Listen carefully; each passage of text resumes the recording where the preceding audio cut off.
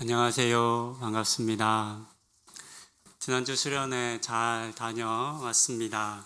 다양한 예배를 통한 감격을 부어주셨고 또 말씀의 은혜를 많이 받고 돌아왔습니다. 함께하지 못하신 분들께서도 기도로 또 마음으로 응원해 주시고 함께해 주셨음을 제가 잘 알고 있습니다. 너무 감사드립니다. 수련회 준비하면서 이번 수련회는 다른 무엇보다 예배를 잘 드리고 싶다라고 하는 그런 바람을 가지고 수련회를 준비했습니다. 와서 보신 분은 아시겠지만 그래서 매 예배 때마다 예배의 무대의 장식과 공간과 색깔이 바뀌었고 또 부족한 예배 시설을 보충하기 위해서 기획팀이 직접 단상과 같은 구조물들을 만들어 주시기까지 하셨습니다. 이런 많은 분들의 헌신과 수고 덕분에 세례조약증 예식과 또 찬양 예배 또 성찬 예식 등 각 순서마다 하나님께서 우리에게 참 많은 은혜를 부어 주셨습니다. 수고하신 모든 분들, 여러 다양한 모습으로 이 수련회에 함께 하신 모든 분들, 또 기도로 또 물질로 후원해 주신 분들께 감사드립니다. 홈페이지에 수련회 관련한 사진이 이렇게 올라와 있습니다. 참석하지 못하신 분들도 사진을 보시면 좋겠습니다. 내 얼굴 안 나오니까 안 봐 이러지 마시고 한번 보시면 좋겠습니다. 한번 보시면서 수련회 분위기가 전체적으로 어떠했는지 함께 느껴주시면 좋겠고 또 각 사진마다 우리 성도님들의 은혜 받은 얼굴들, 기쁨들을 보시면서 또 그 은혜를 함께 나누시면 참 좋겠다 이런 바람이 있습니다. 수련회를 다녀오신 분과 오시지 않은 분들이 이게 수련회 끝나고 나면 좀 구분이 되잖아요. 계속 수련회 이야기하고 그러니까 너무 죄송해서 오늘 설교는 수련회 폐해 설교 설교입니다. 그러니까 오늘 이 설교를 들으심으로 수련회 다녀오신 걸로 그렇게 하려고 합니다. 그때 짧게 수련회에서 폐해 설교했는데요. 그 부분의 내용을 조금 더 충실하게 살펴보겠습니다. 그리고 설교 이후에 바로 이어서 성찬 예식을 하려고 합니다. 우리가 예수님의 찢으신 몸과 흘리신 피를 먹고 마시면서 주님께서는 여러 가지를 기억하고 기념하라 하셨는데요. 오늘은 특별히 예수님께서 우리로 하여금 하나 되라 하신 그 말씀을 기억하기 원합니다. 우리가 이렇게 수련회나 이런 걸 하고 또는 누군가는 참석하고 누군가는 참석하지 않는 이런 일들이 어쩔 수 없이 일어나는데 그러면 이제 서로 간에 소외가 되기도 하고 대화의 단절이 이루어지기도 합니다. 그런데 한 공동체라면 참석하지 못하신 분들은 나는 참석하는 은혜를 받지 못했지만 참석하신 분들이 은혜 받은 것으로 인해서 함께 기뻐해 주시는 마음 또 참석하신 분들은 참석하지 못한 분들을 생각해서 그분들에게 내가 받은 은혜를 좀 나누고자 하는 그런 마음이 우리 안에 있어서 앞으로 교회에서 일어날 여러 많은 일들 가운데 늘 이런 은혜와 격려와 이렇게 동감이 이루어지는 그런 교회가 되면 참 좋겠다는 생각을 했습니다. 그래서 오늘 성찬을 받으실 때에는 주님, 수련회 다녀오신 분들, 주님 제가 받은 은혜를 우리 성도님들, 함께하지 못한 성도님들께도 흘려주십시오. 또 함께하지 못하신 분들은 주님, 나는 시간이 안 되고 여건이 안 돼서 못 갔지만 수련회 다녀오신 분들이 은혜 받아서 제가 너무 좋습니다. 너무 감사합니다. 라는 그런 마음으로 함께 성찬 받기를 권면드립니다. 저희가 함께 읽은 오늘의 본문의 말씀은 변화산에서의 사건 이후에 이어지는 내용입니다. 변화산에서 큰 영광을 경험했던 예수님과 세 제자가 산에 내려왔을 때 산 아래에서는 남겨져 있던 제자들이 중한 병에 걸려서 본문에는 귀신에 들린 아이라고 기록합니다. 중한 병에 걸려서 이렇게 고침받기를 원했지만 그 아이를 치료하지 못한 것으로 인해서 겪고 있는 이렇게 곤란한 상황을 우리에게 알려줍니다. 예수님이 안 계신 동안 아픈 아이를 좀 빨리 고쳐달라고 했던 아버지는 많이 상심한 채 새벽을 맞았습니다. 그런 상황에서 예수님께서 산 아래로 내려오시는 모습을 보자 예수님을 향해 소리칩니다. 예수여, 내 아이를 고쳐주십시오. 당신의 제자에게 여러 번 고쳐달라 했지만 그들은 능히 못했습니다. 그러니 당신이 고쳐주십시오 라고 이렇게 소리칩니다. 그러자 예수님께서는 제자들을 꾸짖습니다. 너희가 언제까지 내가 너희와 함께 있고 너희를 가르쳐 하겠냐, 어떻게 이것도 할 수 없느냐 라고 말씀하시며 그 아이를 고쳐주셨습니다. 이 변화산 아래에서의 사건을 우리가 충분히 이해하고 해석하기 위해서는 변화산 위에서의 사건도 함께 보아야 합니다. 이 말씀은 다 읽지는 않았지만 28절 이후로 오늘의 본문까지가 하나로 묶여져 있는 사건이기 때문입니다. 대체로 이 본문을 우리가 살펴보고 이해할 때 변화산 위에서의 영광스러운 모습에 뒤은 산 아래에서의 제자들의 실패를 대조합니다. 산 아래, 즉 우리가 살아가는 현실 또는 세상으로 상징되어지는 곳에서 어떻게 우리가 살아야 할지에 대한 교훈을 주기 위한 말씀으로 이 본문은 보통 해석됩니다. 이런 이해를 해석을 하기 위해서는 변화산에서의 사건도 간단히 살펴보아야 합니다. 내용은 단순합니다. 예수님께서 베드로와 야고보와 또 요한을 데리고 산에 오르셨습니다. 변화산이라고 하는 이름이 붙여져 있지만 변화산이라는 산은 없죠. 보통은 다볼산 또는 헐몬산으로 봅니다.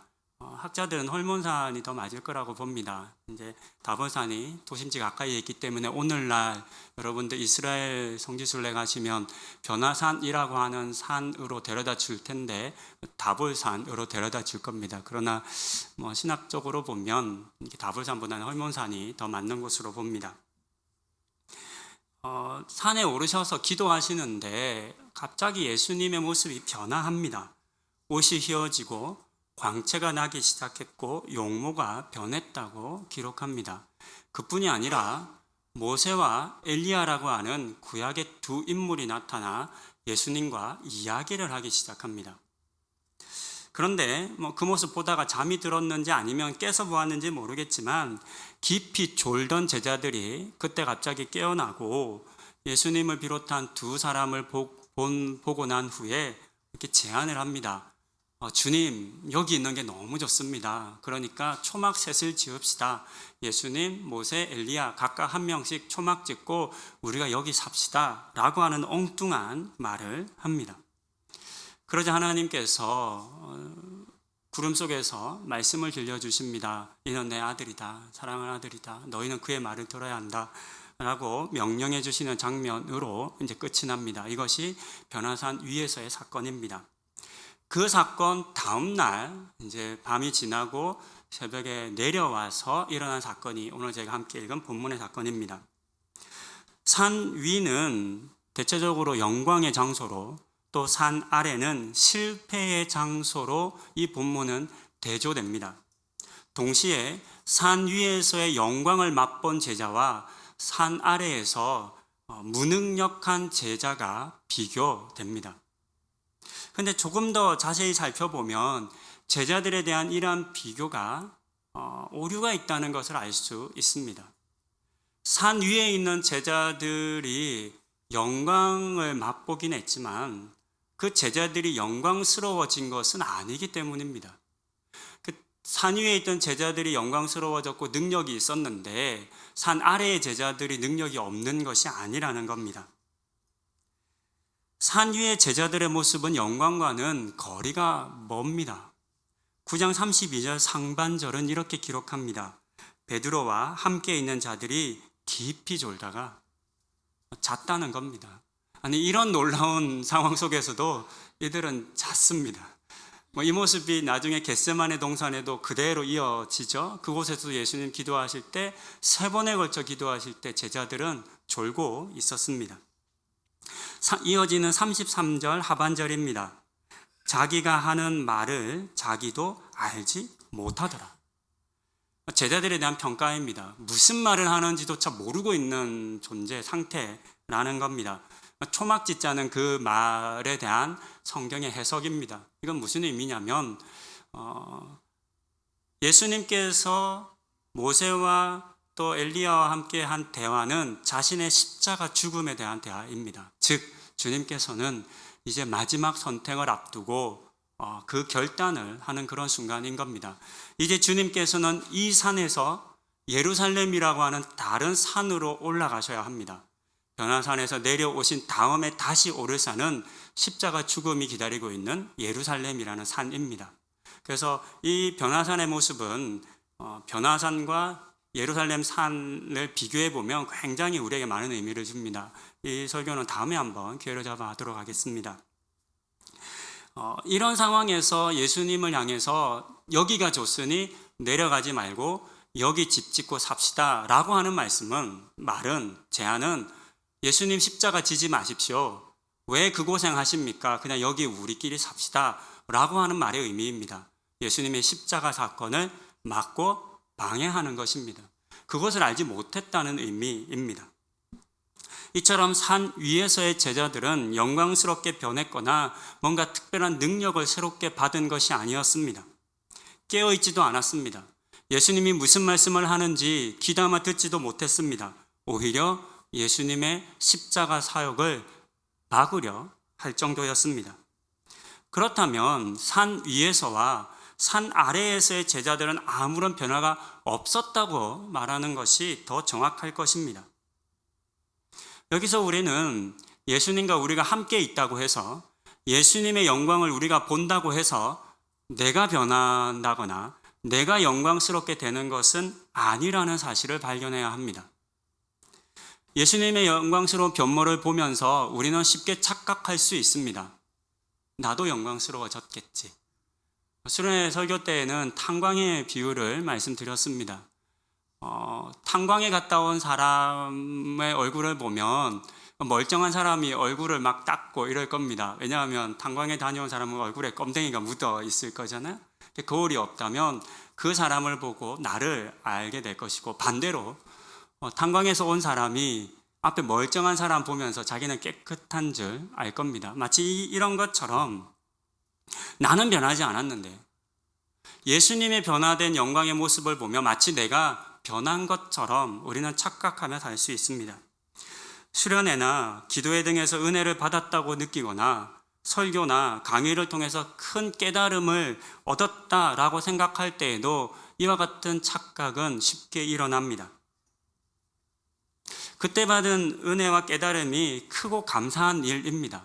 우리가 수련회나 사경회나 또는 예배 중에나 묵상 중에 받는 은혜가 굉장히 중요하고 우리에게 많은 유익을 줍니다. 그러나 그렇다고 해서 그 은혜가 마치 예수님의 변모와 같이 나를 전혀 다른 존재가 되게 한다거나 또는 나의 삶을 완전히 바꾸지는 않는다라고 하는 이 평범한 사실을 우리는 기억해야 합니다.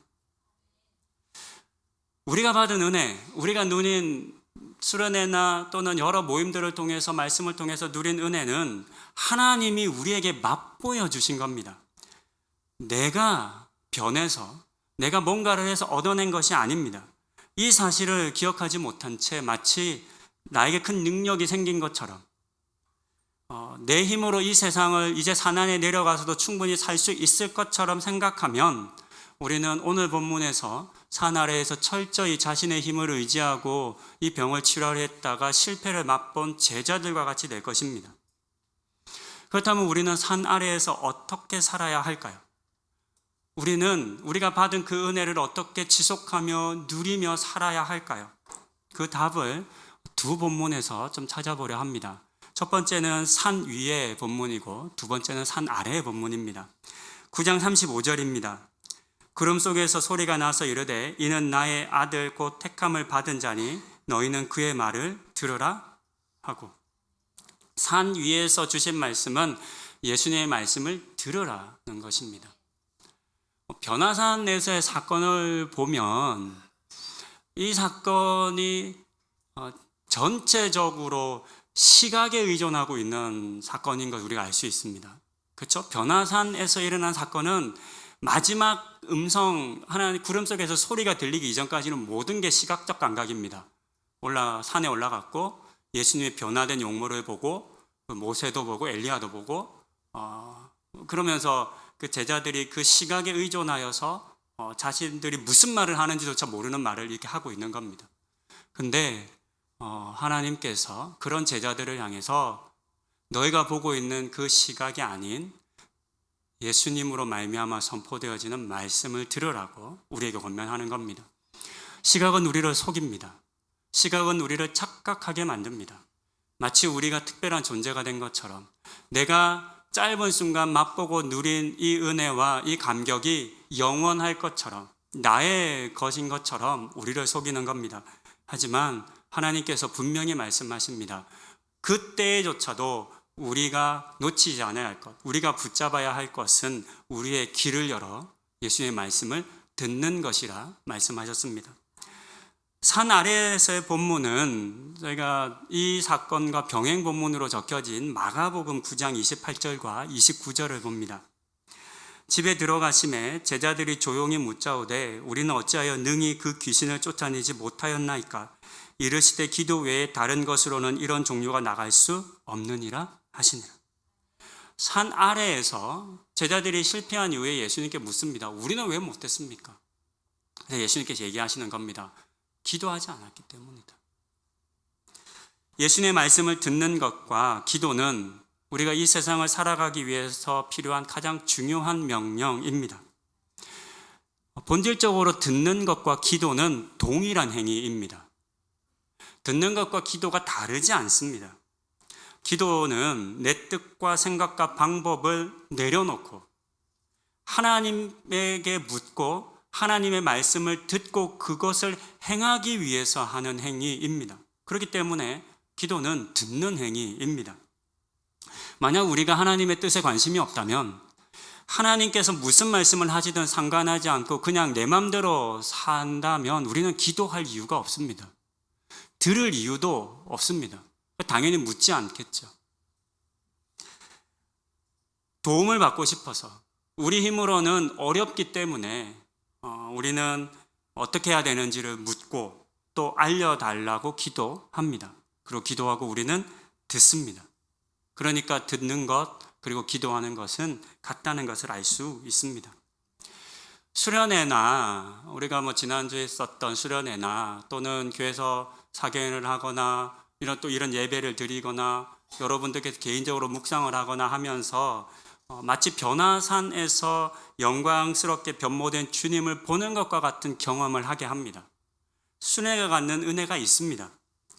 이런 경험을 우리가 하게 되면 그동안 힘들게 느껴져 왔던 많은 문제들이 또 그동안 나를 고통스럽게 했던 그런 어려움들을 해결할 힘을 얻게 되기도 하고 또 정말 그런 문제가 해결되기도 합니다. 얼마나 감사한 일인지 모릅니다. 수련회나 사교회 같은 시간을 통해서 은혜를 받는 것이 필요합니다. 중요합니다. 왜냐하면 이런 경험을 통해서 하나님 안에서 신앙을 통해서 우리의 문제가 해결될 수 있다라고 하는 이 사실을 경험하고 맛볼 수 있기 때문입니다. 이런 은혜를 맛보고 경험해야 우리는 소망을 품을 수 있습니다. 짧은 시간이지만 믿음 안에서, 말씀 안에서 문제가 해결되어지는 것을 경험하고 누리면 다음에 또 다른 문제에 직면했을 때 내가 이 문제를 믿음으로 싸워낼 수 있어. 내가 조금만 견디면 돼 라고 하는 그런 생각을 품을 수 있습니다. 그런데 그렇지 않다면 은혜를 맛보고 누려본 경험이 없고 주님의 영광을 본 적이 없다면 우리는 소망을 가지기가 굉장히 어렵습니다. 기대하기가 어려운 겁니다. 그렇기 때문에 쉽게 포기하게 되고 도전하지 않게 되는 겁니다. 그런 점에서 수련회나 성경 공부나 이런 예배는 매우 중요합니다. 여러분들께서 주일날 요즘은 교회 안 가는 신앙인들 많잖아요. 교회 안 나가 거꾸로 해서 이제 가난한 신도들, 성도들이라고 이게 표현합니다. 나 혼자서도 신앙생활 할 수 있어. 그렇게 이야기합니다. 저도 그 부분에 대해서 틀렸다고 생각하지는 않습니다. 신앙생활 할 수 있습니다. 저도 해외에서 선교 훈련 받고 할 때 저희를 가르쳐줬던 스태프들, 외국인 간사들은 교회 안 가더라고요. 물론 주일은 교회 안 가지만 월요일부터 금요일까지 매일 이제 예배하니까 그 예배의 힘으로 이제 안 간다고 하시는 건데, 우리가 교회 공동체에 나와서 함께 예배하는 것은 이와 같은 경험을 우리가 누려야 하기 때문입니다. 맛보아야 하기 때문입니다. 그 경험이 우리를 믿음 안에 이렇게 있고자 하는 열망과 소망을 주기 때문입니다. 하지만 수련회나 이런 예배, 공동의 예배를 통해서 우리가 받고 누리는 그 은혜는 나의 것이 아니라 주님으로부터 말미암은 것입니다. 앞서 말씀드린 것처럼 예수님의 영광스러운 변모인 것이지, 그것을 통해서 내가 보고 들음으로 받은 은혜인 것이지, 그 변모가 나의 변모일 수는 없습니다. 산 위에서 맛본 영광이 내가 만든 영광이지도 않습니다. 이런 경험하신 분들, 그 수련회나 이런 데서 은혜 많이 받으신 분들 생각하잖아요. 이제 나는 믿음으로 살 수 있어. 난 이제 절대로 흔들리지 않을 거야. 이제 주님을 의심하지 않아. 저도 수없이 했던 것 같아요. 정말 은혜 많이 받고 성경 많이 읽고 한 달에 성경 일독하고 그럴 때는 정말 그 힘이 느껴져요. 말씀을 그렇게 읽고 묵상하고 기도하고 나면 이 마음 가운데 흔들림이 없어요. 나는 이제 정말 천국 갈 수 있겠다, 이런 생각 들어요. 근데요, 여러분도 동일하시겠지만 그 은혜가 생각보다 빨리 사라집니다. 그 은혜가 있었는가 싶을 만큼 온데간데 없이 사라지기도 합니다. 산 아래에 내려와서 우리의 일상이라는 현실 속에 들어와서 문제에 직면하기 시작하면, 나를 유혹하는 유혹 앞에 직면하면, 내 뜻대로 이루어지지 않는 것들을 만나게 되면 우리는 그때 받았던 은혜가 생각조차 나지 않는 고통과 절망 속에 다시 빠져드는 겁니다. 이런 현실 속에서 우리가 산 위에서 받았던 은혜를 계속 누리기 위해서, 또 기쁨과 평안 속에서 살기 위해서 우리가 잊지 않아야 할 명령이 오늘 본문에 있습니다. 그것은 주의 말씀을 들으라는 것, 곧 기도하라라고 하는 명령입니다. 산 위에서나 산 아래에서나 예수님의 모습은 영광이었습니다. 반대로 제자들의 모습은 산 위에서나 산 아래에서나 완전히 무능한 모습이었습니다. 주님도 본질적으로 변한 것이 아니고 우리도 변하지 않았습니다. 그리고 그런 완전한 무능의 제자들의 모습이 어쩌면 오늘 우리의 모습일지도 모릅니다. 우리의 절망의 모습을 보면 실족할 수 있겠지만, 그러나 우리가 주님의 영광을 더불어 함께 보았기 때문에 우리는 절망하고 실족하지 않을 수 있습니다. 왜냐하면 주님의 영광이 우리와 함께 있기 때문이고 우리가 그 영광을 맛보았기 때문입니다. 내 힘으로는 할 수 없지만, 내 힘으로는 산 아래에서 승리의 삶을 지속해 갈 능력이 없지만, 우리 주님이 계시기 때문에 주님의 음성을 듣고 또 주님께 기도하며 도움을 구할 때 주님께서는 그와 같은 우리와 계속해서 산 아래에서도 함께 해주실 것이기 때문입니다. 산 위에서나 아래에서나 우리가 해야 할 것은 동일합니다. 예수님의 말씀을 듣는 것, 예수님께 기도하는 것입니다.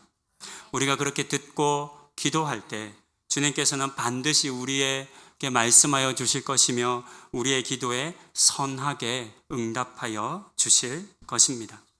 이번 수련회 가운데서 삶의 많은 문제를 해결하셨다, 고민하고 있는 문제인데 주님께서 말씀을 통해 답을 주셨다, 기도 가운데 말씀해 주셨다, 이런 은혜를 나누어 주신 분들이 있으십니다. 너무나 감사합니다. 그러나 그 은혜를 붙잡고 지속하기 위해서는 기도하셔야 합니다. 하나님의 말씀 안에 머무셔야 합니다. 그것을 하지 않는다면, 다시금 주님의 말씀을 듣고 기도하지 않는다면 그 은혜는 어느 순간 자신도 모르는 사이에 사라져 버릴 겁니다. 우리 하나님의 모든 성도님들께서 주님께서 우리의 예배와 나눔과 또 있을 성찬과 여러 공동체의 말씀의 나눔과 공부 속에서 맛보여 주실 그 변화산 위에서의 영광의 은혜를 맛보실 뿐만 아니라 그것을 우리의 삶의 일상에서, 내일부터 시작되는 여러분의 일터에서, 가정에서 계속 누리시기 위해서 주님을 향해서 귀를 열고 또 주님을 향해 기도하는 분들이 다 되시기를 권면드립니다. 아멘. 이제 성찬을 받도록 하겠습니다. 바로 성찬으로 이어가겠습니다.